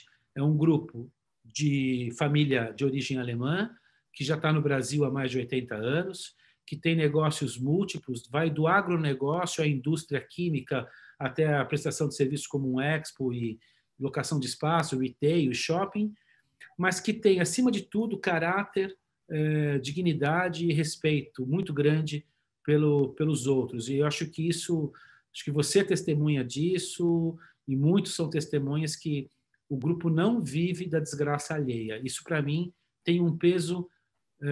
acho que o meu grande propósito de trabalho é esse. É viver do sucesso e não do fracasso dos outros. O próprio Shopping Center Norte não vive do fracasso do lojista. Tem lojista que está lá desde que o shopping inaugurou, Sérgio. E eu acho que esse é a diferença que faz o Center Norte ser o que é. A cidade de Center Norte é um vulcão em erupção e ele vai ter uma erupção maior ainda daqui para frente. Nós vamos vir com notícias muito grandes e mexeram com a onça com vara curta, agora vão ter que aguentar. Bom, mas antes de falar disso, vamos falar veio a pandemia. E aí veio a pandemia. Já são 2 anos e toda a indústria de eventos proibida de trabalhar. Como foi estar à frente do Expo Center Norte no seu pior momento? Porque acho que o Center Norte nunca passou por um momento tão ruim. Aliás, o mercado inteiro, mas o Center Norte, especialmente, nunca passou por um momento tão difícil. Como é que foi ganhar esse presente? Esse presente de amigo da onça. Sérgio, eu vou te falar que é assim. Quando começou essa história, a dona Joana Pasqualin, é a única pessoa que acho que sabe que eu conversei, eu falava assim: Joana, o Sérgio me abandonou na pior hora, eu não tenho nem para quem pedir ajuda, meu. Aí ela falou assim para mim: Paulo, vai dormir, porque eu acho que nos seus sonhos você vai ter a sua luz que você está procurando. E assim, eu não sou espírita, não tenho nada disso, né? Não, eu acho que eu sou meio agnóstico nessa história, mas enfim. Eu acho que a gente teve uma iluminação, acho que a luz veio, sim. A luz foi de manter, primeiro de tudo, manter a calma. Primeiro de tudo, manter respeito. Então, nós, a zero de jogo, eu acho que a primeira coisa que nós fizemos foi manter um grupo diário, de toda semana, perdão, conversando com os nossos players, ou com os concorrentes, chamando assim, que a gente acha que... Eu nem sei se são concorrentes. Então, nós fizemos um grupo, eu, Marcílio, o Daniel, o Osney, enfim, a Ana, nós passamos a conversar, o João na Giga, conversar toda semana. Nós temos que organizar esse negócio, porque a primeira coisa que vai começar a acontecer, ninguém sabia quanto tempo ia durar, nós achávamos que em 4 meses volta. Então nós estávamos preocupados com essas feiras que iam de março até agosto, o que elas iam fazer, para onde elas iriam querer ir. Todo mundo queria data para o segundo semestre. Mal sabíamos que era por 2 anos, né? Mas enfim. Então, a primeira coisa foi manter a calma do mercado, deixar o mercado não podia entrar em erupção, o mercado tinha que se acalmar. E nós tínhamos que dar regra para tudo isso. Então, eu acho que a primeira coisa foi ter calma. Ter calma e pensar como a gente ia passar para a próxima fase. A primeira coisa que eu fiz, Sérgio, foi deflagrar férias coletivas para todo mundo. Eu criei 2 turmas, que o CT trabalha em 3 turnos, né? Que trabalha 7 por 24. Então, a primeira coisa foi transformar num horário único, das 8 às 6, de segunda a sexta, e eu criei um turno, um grupo, depois um segundo grupo. Então, o grupo A saiu de férias, o grupo B assumiu o Expo. Quando o grupo A voltou de férias, o grupo B saiu de férias e o grupo A assumiu o Expo. Com isso, eu ganhei 60 dias para pensar e ver o que eu ia fazer. Nesses próximos 60 dias veio os planos do governo, de redução de salário, redução de jornada, enfim. E a gente teve que, antes de fazer cortes, a implementação disso. Então, eu tinha 2 preocupações. Manter o mercado na mão, e o mercado calmo, e manter os meus colaboradores. Eu não queria perder. Não queria perder meu time. Porque uma das coisas que faz a gente ter sucesso não é ter ar-condicionado, não é ter 3.500 quilos por metro quadrado de piso. Não, o que faz a gente ter sucesso é gente. Porque o negócio só funciona por gente. E eu tenho o melhor time possível que alguém podia ter na gestão de pavilhão. Eu tenho uma equipe muito, mas muito especial. Eu não podia perder. Eu não podia perder essas pessoas. Eu não podia perder gente que tem 26 anos de Expo Center Norte, 27 anos de Expo Center Norte. Eu não podia perder essa leitura e esse grupo de pessoas. Então, eu fui primeiro tentando manter empregos, são famílias que dependem daquilo, e manter os clientes, né, com uma razoabilidade de estratégia. Só que a coisa foi indo, e nada de perspectiva de volta, Fomos misturados num saco, numa vala comum de show de Lollapalooza. Nós tivemos essa conversa já em outros fóruns. Fomos misturados a tudo e ficamos para o fim da fila. Com isso, Sérgio, eu fui obrigado a fazer alguns cortes internos. Não teve como levar tudo para frente, mas na menor proporção possível. E agora, com o retorno, estava falando hoje com o Nelson, com a nossa equipe de RH, que nós vamos buscar essas pessoas que saíram no meio da jornada para saber aqueles que a gente consegue recuperar, porque eram bons profissionais. A gente só fez uma escolha porque não tinha o que fazer naquele momento. Bom, então, esse foi uma experiência que a gente foi vivendo a cada dia. E a cada dia que eu participei de uma live com você, Sérgio, e a cada dia que eu participei de uma conversa, ou que eu escutei alguém falando nas suas lives, você pode ter certeza, aquilo me fortaleceu muito. Porque eu descobri que a gente tinha que botar a boca para falar, a gente não podia ter medo de expor as nossas opiniões e os nossos desejos, porque era tudo muito difícil que a gente estava vivendo. Então, não tivemos grandes conquistas. Acho que a nossa conquista foi aquele hiato de outubro a janeiro que nos deu um pouco de fôlego, onde a gente conseguiu receber uma Becasa Pocket, conseguimos receber alguns eventos corporativos, laboratórios achei, alguma coisa assim, conseguimos fazer bebê gestante, e aquilo deu um respiro pequenininho. Fizemos o Prêmio Caio.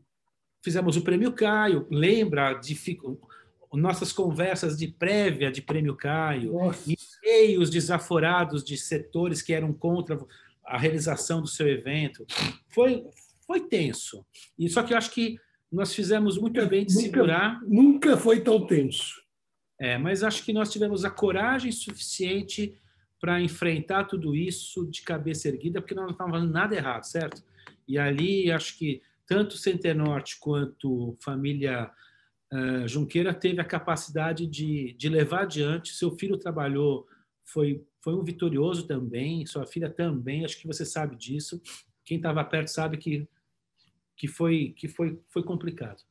Mas, enfim, eu acho que os ensinamentos que ficam da pandemia, Sérgio, é o ensinamento de você ter... Se você está com certeza daquilo que você está fazendo, se tudo que você está fazendo é em prol de um bem maior e que não tem nada que você não possa falar daquilo para alguém, acredite em você e faça. Esse foi o maior ensinamento que eu tive nessa pandemia. Saber que nós somos capazes de fazer qualquer coisa e desenvolver qualquer coisa se a gente estiver realmente imbuído daquilo como uma verdade dentro de nós. Não dá para... Se você acredita naquilo que você está falando ou fazendo, não tem quem te tire daquele caminho. Então, por mais dificuldade que nós possamos ter, o que eu queria era vencer esse deserto e chegar... Eu me senti meio que nem... Vou fazer uma coisa, vou fazer um sacrilégio aqui, mas eu me senti meio que nem Moisés, ou não sei, Moisés, né? Que levou o judeu de um lugar para o outro. Eu fico pensando assim, eu me senti meio que isso, sabe? Eu queria atravessar esse deserto e chegar... morto. Mas eu queria chegar do outro lado com o maior número de pessoas possíveis dentro da minha caravana, sabe? Tanto de clientes, quanto de fornecedores, quanto de parceiros, quanto de colaboradores. Eu queria atravessar tudo isso e não me desprender da minha origem. E eu acho que o Expo Centenorte atravessa tudo isso, este vale, com aquilo que melhor ele podia atravessar, com as pessoas que lá estão há muito mais tempo e que aquelas que fazem a diferença. E se a gente puder resgatar aqueles que se perderam no caminho, eu vou atrás para resgatar. Porque a gente volta agora no final de agosto, contra tudo e contra todos, a Becasa vai acontecer. Eu tenho certeza que a Expo Retomada... isso hoje. Eu tenho certeza que a Expo Retomada, que acontece agora em julho, ela vai mostrar, ela vai só chancelar aquilo que a gente já sabe, que os nossos protocolos são protocolos extremamente zelosos e criteriosos, mais do que qualquer outro negócio. O negócio-evento jamais foi um negócio negligente, né? Muito pelo contrário. O negócio-evento, de uma maneira geral, ele é planilhado para acontecer e precisa acontecer cada coisa no seu tempo, sem margem de erro, ou com uma margem muito pequena de erro. Então, é o negócio mais seguro que tem, é um negócio chamado negócio-evento. Com certeza. Então, a gente vai mostrar isso com o nosso trabalho e fica, na verdade, essa experiência amarga, por um lado, mas que acho que a humanidade vai poder contar como cada um passou por essa pandemia. Como ninguém se esquece do que aconteceu na Torre Gêmeas, ninguém vai se esquecer desse momento. Exatamente. E é um momento difícil, né? Porque é um momento que está trazendo dor, não só a dor financeira, mas, puxa, uma dor... Essa semana, para mim, foi uma das semanas mais difíceis da pandemia, do ponto pessoal. Foi uma semana que eu perdi, basicamente, 2 caras incríveis. Acho que são 2 anônimos aqui. Um deles é um rapaz de Londrina, José Ricardo, que um veterinário, que de veterinário deixou de trabalhar com isso, mas é um grande amigo, que eu perdi muito cedo, morreu muito jovem, com 3 filhos, enfim, uma história ruim, estranha. E nesse sábado, sexta ou sábado, agora já nem lembro mais que dia, mas que a nossa querida Maria Clélia perdeu o Fernando, seu marido, né? E o Fernando é um cara extremamente diferenciado, é um cara que escolheu ser pai do Alessandro. O Alessandro, acho que para quem conhece, o Alessandro é atendente de eventos num programa que eles desenvolveram chamado Pai. E o Alessandro tem síndrome de Down. Quem comparece ao Prêmio Caixa, que nos últimos 5 anos conhece o Alessandro. Exatamente. E o Fernando que escolheu ser o pai do Alessandro, né? A Maria Clara já era separada, tinha o Alessandro, não sei que idade especificamente, mas enfim, que com síndrome de Down eles sempre vão ser crianças, né? Mas o Alessandro é muito inteligente e o Fernando escolheu ser pai da Maria Clara, ser pai do Fernando. E é um cara que a gente perdeu esses dias, esse final de semana, e que doeu muito, dói ainda muito o meu coração, porque é um cara bom, sabe? Aquele cara, Sérgio, cara bom coração, bom em todos os aspectos. Essa é a parte que a gente não resgata, né, da pandemia, porque negócios, dinheiro, empregos, trabalho, isso tudo a gente resgata. A gente não resgata a vida. Infelizmente, a vida ela nos deixa, e de uma forma muito precoce, e a gente vai ter que aprender a lidar com tudo isso. Mas a pandemia, acho que até mesmo, ela ensina que a gente não pode banalizar a morte. Então, a gente tem que dar valor ao que nós estamos fazendo hoje. O que mais a gente tira de ensinamento disso, Sérgio? Tem um outro ensinamento que fica, que o nosso tempo é o nosso bem mais precioso mesmo. Não existe nada mais caro na minha vida hoje do que o meu tempo. Então, eu estou preferindo brigar boas demandas, brigar boas brigas, eu estou preferindo não entrar em discussões que não valham a pena, eu estou preferindo aquilo que realmente me interessa como ser humano e como pessoa, olhando muito para aquilo que eu vou deixar para o mundo. A minha palavra de ordem daqui para frente, dentro do Center Norte, do Expo Center Norte, é sustentabilidade. Nós estamos agora lidando muito com essa história do ESG. Nós fizemos agora uma semana incrível de palestras e que vai nortear muito os nossos trabalhos daqui para frente. Aliás, é uma preocupação muito grande da Gabriela, né? É uma preocupação dela, da Karen. A Karen já desenveredou para o terceiro setor há algum tempo. É uma preocupação do grupo Bartlett, da família. A família devolve, porque a família sempre fez o assistencialismo, sabe? Então, era uma coisa que ficava muito entre eles apenas. Mas eu acho que agora nós estamos indo para um mundo, para um universo muito maior, que é entender o nosso impacto e tentar minimizar tudo aquilo que o nosso impacto causa na natureza, no ambiental e no social. E nós causamos, tá? Não falar que não causa é mentira, causa. Mas a gente tem que olhar agora, acho que nós temos que olhar para as oportunidades que esses impactos criaram e trazer de volta, e entregar de volta para quem em algum momento ficou machucado por isso, de uma forma muito mais inteligente e sustentável. Então, é isso que a gente vai percorrer. Acho que a montagem das feiras vai ter que mudar, nós vamos ter que mudar perfis, mudar a estrutura, mudar... A pandemia trouxe tudo isso, essa discussão que a gente nunca teve tempo de parar, então agora nós tivemos tempo de sobra até, né? Então, a gente vai vir com uma roupagem nova para ter certeza. Bom, e dentro disso que você está falando, o ano passado você assumiu a vice-presidência da UBRAF, uma das mais tradicionais e importantes entidades da indústria de eventos. Isso deveu-se também à entrada em massa do Centro de Convenções da entidade. Fale um pouco do trabalho que você está realizando na UBRAF. Bom, eu estou tentando pensar junto com a Abdala a parte mais estratégica da entidade, pensando e olhando muito para qual vai ser o futuro dessa entidade daqui a um futuro curto, né? Um tempo curto, daqui a curto prazo. Não é à toa, as entidades hoje, as associações, todas estão com dificuldade, porque um dos geradores de receita para as associações é a criação de eventos. E a UBRAF não é diferente disso. Ela vivia muito em função do seu calendário, do seu anuário, e assim, isso tudo perdeu-se um pouco do valor, então nós vamos ter que reconstruir essa UBRAF.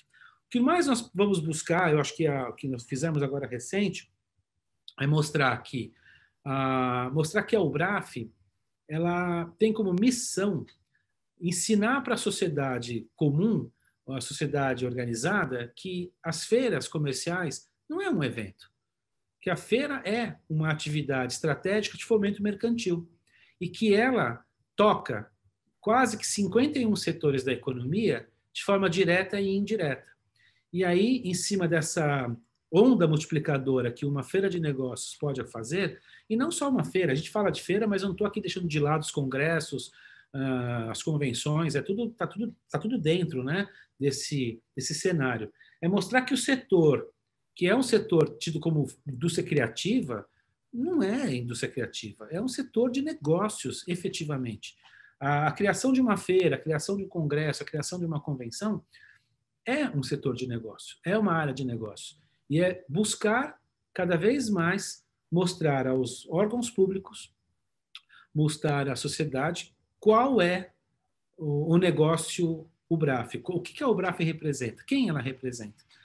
Ela é uma entidade que representa a indústria que promove, uma coisa que eu escutava muito lá atrás, o dinheiro novo, as novas divisas para um estado, para uma cidade, para um país. Então, uma feira comercial, uma feira de negócios, traz dinheiro novo para a cidade. Eu não conheço nenhuma cidade no mundo, uma grande capital do mundo, que não tenha um grande pavilhão. Sérgio, você conhece alguma? Alguma grande capital que não tenha um grande pavilhão? Não conheço.